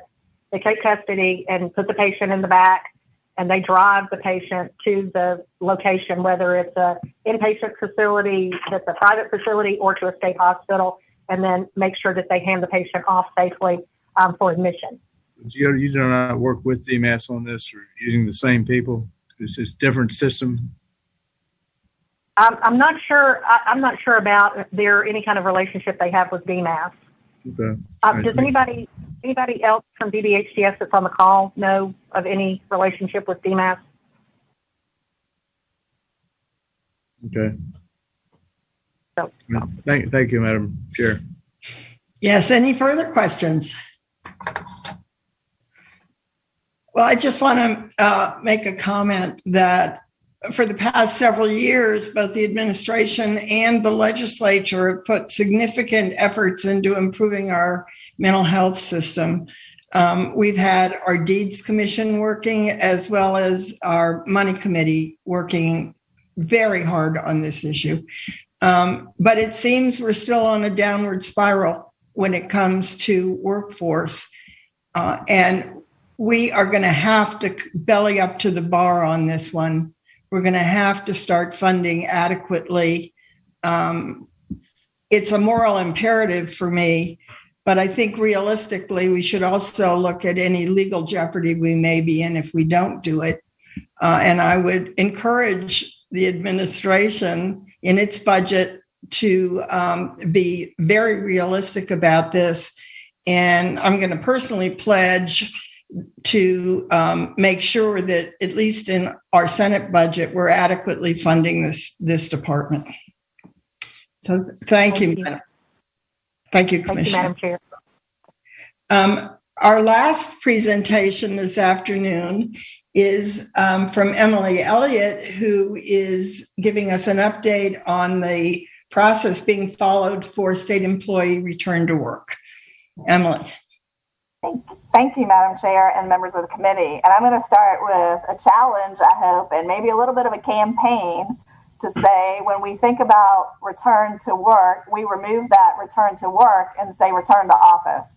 Because in fact, state employees have been working this entire pandemic, many in their offices and on site, and then many virtually. So I am really on a crusade, I think, to change that messaging, to acknowledge the fact that throughout all of the challenges that the Commonwealth has seen, you know, we have delivered services in some really trying times. So that's my purpose of the first slide there, with the return to work marked out and office highlighted. And if we can move to the next slide. So I'm going to give kind of the current status up front and then dive into the details of some of these bold areas on this slide. So just overall for our workforce, we are continuing to promote and encourage all state employees and their families to become fully vaccinated. Obviously, that is a huge endeavor in the Commonwealth, and we know that is the means to getting more people back in their office, as well as opening up the economy. We send direct communications to employees, and most recently we even sent a communication to agency heads saying, here's some things you can do to really encourage employees within your organizations, especially for anyone that might be hesitant to move forward. We're also continuing to maintain the COVID mitigation measures that are required under the DOLI standards as they exist today. And we're continuing to see a return of employees to the work site, holding more in-person meetings and special events, and we're seeing more meetings with constituents to deliver services in person. And I'll pause on this because I know this is an area of great interest. And when I say this statement, you know, there are going to be some exceptions. I recognize and know, and we all know, DOC is not accepting visitors, and we know VEC still has no walk-ins. But if you go and look, as I did yesterday, even on the Virginia Regulatory Town Hall website, I think you'll find a combination of virtual and in-person meetings. And as you peruse the schedule and get closer to the end of June and start looking at July, you're going to see more physical in-person meetings occurring. But right now we know some examples. DPOR, their Fair Housing Board, is meeting in person. The Racing Commission is meeting in person. The Board of Education's in person. DCR, the Board of Conservation and Recreation, they're meeting in person. And when I talk to agencies and survey them and ask, you know, how are their operations running, you know, we are getting more and more feedback around just kind of opening offices back up and having people on site. Department of Social Services, for example, while most of walk-in clients are at the local level, they do have their child support enforcement areas still closed, but for walk-ins, however, based on customer feedback, they're actually looking at consolidating some offices there and maintaining operations virtually because that seems to be working very well for them. So, you know, we talked to other agencies like Department of Transportation. They've opened offices back up to the public. They're having in-person board meetings and still doing some virtual meetings based on topic, you know, their design hearings and things of that nature. And I know DMV is one that had a lot of interest. We've all read about in the newspaper. But their customer service centers began reopening last May of 2020. And of course, that transitioned through August to September due to hiring and redesigning of lobby configurations. The headquarters has remained open and no walk-ins. And of course, they've announced that they're going to maintain their appointment system based on the customer feedback they've received, that 70% of customers have responded favorably and see that as a preferred method. So I just share some of these examples to say, you know, agencies are in different places, but as this presentation is different than I think one I gave to the subcommittee a couple of months ago, you know, we're seeing just this general movement right back to work site, back to in-person meetings, events that are being held in person. And we expect that obviously to continue. So state buildings and facilities are open. Again, I mentioned a few exceptions to that with lower employee capacity in some areas. This is obviously due to increase in telework, and we know that's going to continue after the declared emergency ends. I will say May the 4th, the Chief of Staff sent communications to agency heads and really emphasize this. In-person meetings can be held, employees can travel, but, you know, please make sure it's still business necessity. and that we really wanted agencies to continue to look at telework as a valuable workforce model for the future. And so I'll talk a little bit more about that in the coming slides. And the last point here is obviously we are all anticipating the expiration of the public health emergency declaration on the 30th, which will continue our progression forward.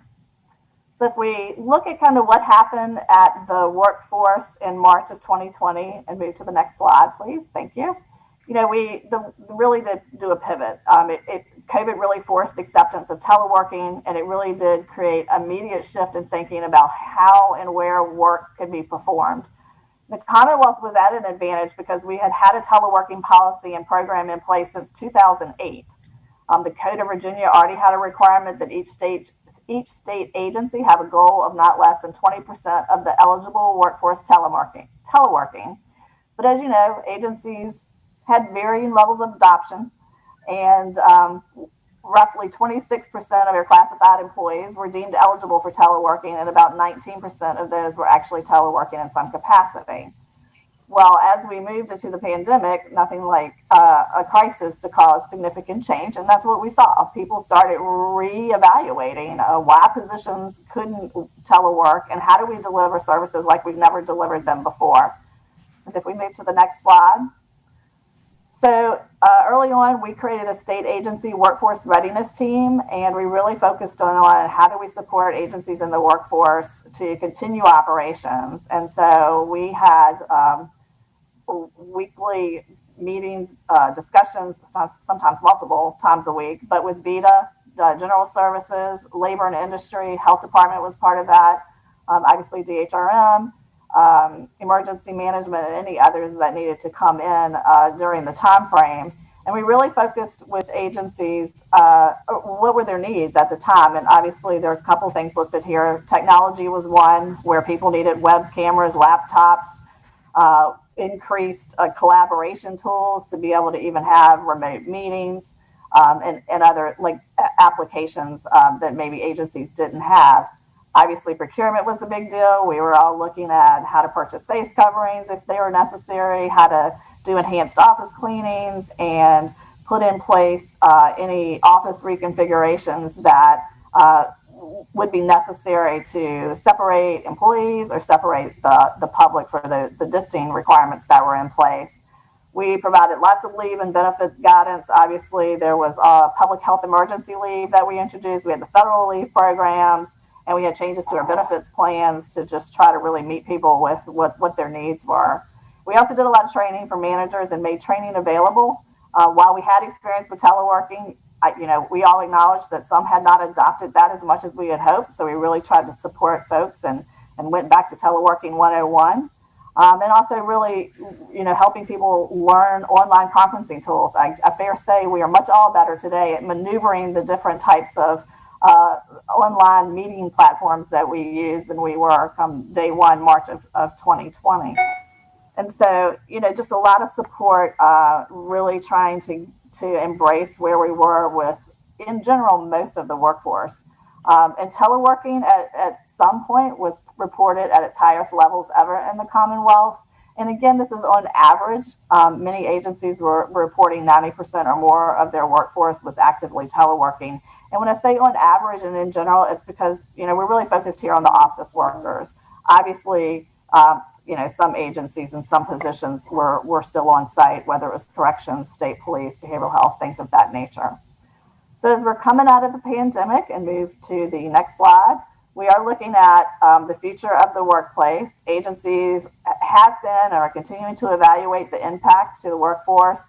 We're really trying to reimagine what the future workplace can look like based on the lessons we learned. Agencies have done employee surveys, and of course, we've had access to national surveys, and employees are a little bit everywhere, right? We have a group that wants to be back full time. We have some that never want to come back, and then you have a lot that are in the middle. And then it's that in the middle that we're seeing to be evolving towards and embracing, which we're calling the hybrid workplace model. We're really focusing on how the work's being done, not necessarily where it's being done.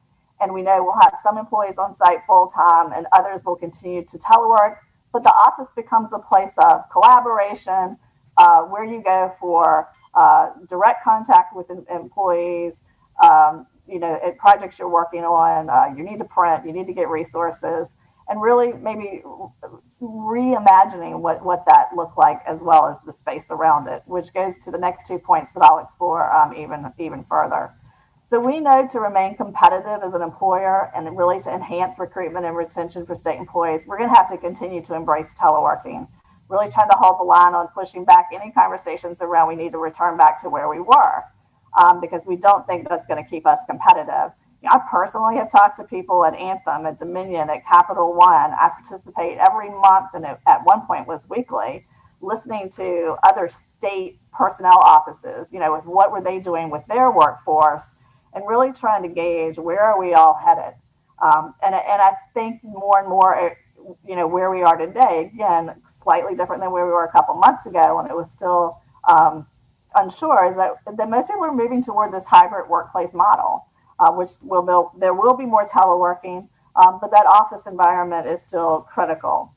The last point here is also important because we have to continue to keep a focus on measuring and monitoring performance and productivity of an agency and on delivery of services to meet constituent needs. I've talked a lot about what employees want. It's also more critical that we really make sure we're delivering the services and really looking at, how are we doing that and how are we measuring that, and are we getting feedback from your constituents so we know what's working and what's not.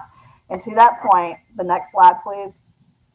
I'll talk a little more about measuring and monitoring work, because I'm very mindful of it's easy to get into the perception that if I can't see you, I'm not sure you're working.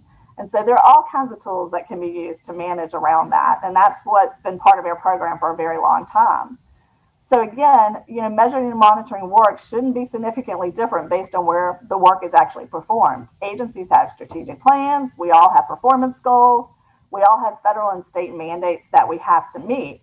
Obviously, DPB prepares budgets and reporting for you all is a good example of whether they're sitting over in Patrick Henry building or they're at home, you're expecting reports and updates on a regular basis. Excuse me. DMAS, they had to pull, while they've been remote, they had to prepare to have the increased access to healthcare coverage for lawful permanent residents starting April 1st. I'm going to take a quick sip here. Nice. Thank you. And I'll even use DHRN as an example. We had open enrollment recently, 20,000 transactions, and we still had to deliver on that program. We also had to deliver pay increases, which we're very thankful for, but they're all examples of, our teams are in fact remote and they're still delivering on the requirements that they have as an agency. So each individual employee is required to have an employee work profile. We have job responsibilities, performance expectations, and anybody who teleworks, they have to have a teleworking agreement as well. And so they also include work and performance standards. And as a supervisor, it's their responsibility to ensure that those standards are actually met. Go to the next slide. So about service delivery, I said that was so critical. We are emphasizing to agencies, you have to continue to seek and address customer feedback. DMV couldn't make that decision about the appointment system, which I understand might be controversial, but they've gotten feedback from their customers and 70% like it. So they can focus on, well, what's the other 30% and how do we fix that to make that even a higher acceptance? Obviously we've learned a lot of lessons and we want to carry those forward. There's been a lot of automation of processes and enhanced technology. We don't want to lose that. We use web and online technologies for virtual meetings and conference calls when it's appropriate, and obviously can be cost saving and time saving for people. We've actually shifted workers to work site and agencies where needed. We stood back up the adjunct emergency workforce in the last couple of months, and we've seen expanded mobile or curbside service delivery. So, there's obviously some really great things that we can continue to embrace that we've learned out of the pandemic. And finally, last slide. So here are some things that we're continuing to watch. We know we need to continue to deliver and educate our workforce practices that support teleworking. if we continue to embrace this hybrid work model, we want to make sure that we continually refresh the best practices that work within that framework. Obviously, we're going to evaluate recruitment and retention. I heard the presentation from Commissioner Land. You know, we really need to watch what happens with the workforce as we open offices and people return. You know, some HR articles I read really see a potential for high level of turnover and retirements forthcoming, and we just need to stay on top of that and see how that it's going to impact the Commonwealth. And are there needed changes to our pay and benefit structures, either due to that wave of potential retirements or to teleworking itself? And finally, this will not be the last time we talk about this, because as a result of the General Assembly action, you know, you all have asked for us to actually study this whole telework scenario in the Commonwealth and how we can use it as a means to reduce operational costs for state government and recruit and retain workers for the future. And so that report is due September 1, and we've actually started working on that. So I apologize for my voice going out in the middle of this. That happens when I get on a roll, I guess. But I am glad to answer any questions that you might have, or go back through any data that I covered too quickly. Okay, are there any questions? Yeah, Madam Chair. Yes, Senator McClellan. Thank you, Emily. One question that I have, I didn't see in the presentation at all, but I know has been an issue with state employees, is childcare, and whether there are any thoughts or discussions about what we can do at the state to expand childcare that is available. I know in Richmond, we've got a couple of partnerships with VCU Health System, but that was an issue before COVID that has gotten worse with COVID. Can you speak to what, if anything, the state is looking at around childcare? Sure, thank you. It's a great question. You know, that actually has been probably one of the most significant reasons that agencies are pushing teleworking beyond the summer, at least, so that employees who don't have immediate childcare through summer camps or programs, or don't have their kids back in school, still have some flexibilities to be able to work from home while they're trying to manage that dynamic as well. I have not heard a lot of other actions right now. It is something I can investigate. I know there was a committee and some recommendations made. I have not personally heard of any other actions that's been taken at this point, but I will flag this as something that's of interest. And if there's information to be found and to be shared, I'll be sure to make sure that it comes back to this committee. Thank you. And I, in particular, you know, I want to emphasize, because I've heard twice now, a thought that the problem will get better once children are back in school in person. That is true, but there is and was and continues to be a significant shortage of childcare for infants through kindergarten, and also most schools end between 2 and 3. So even when students are back in school in person, that's not going to solve this problem. So in particular, if you could find out what information is available around infant care to pre-K or after school care, that'd be helpful as well. Absolutely. And I will speak, even I read the article yesterday about the daycare facilities in Hampton Roads. And, you know, I think it was eight childcare providers, and they were down 22 staff, if I remember correctly. So I do acknowledge and understand the question. Thank you. Are there further questions? Okay, I don't see anyone, so thank you, Emily. And I also want to thank all of our presenters. It's been very informative and meaty morning, as I guess is usual. I did want to remind all members to please get in your priority list to our staff as to use for the coronavirus funding. And a special thank you for our staff. You're working immensely hard. We're all very aware of that, and we truly appreciate it. So thank you to the staff as well. Are there any additional questions or comments from the committee? Okay, seeing none, we're adjourned. Thank you.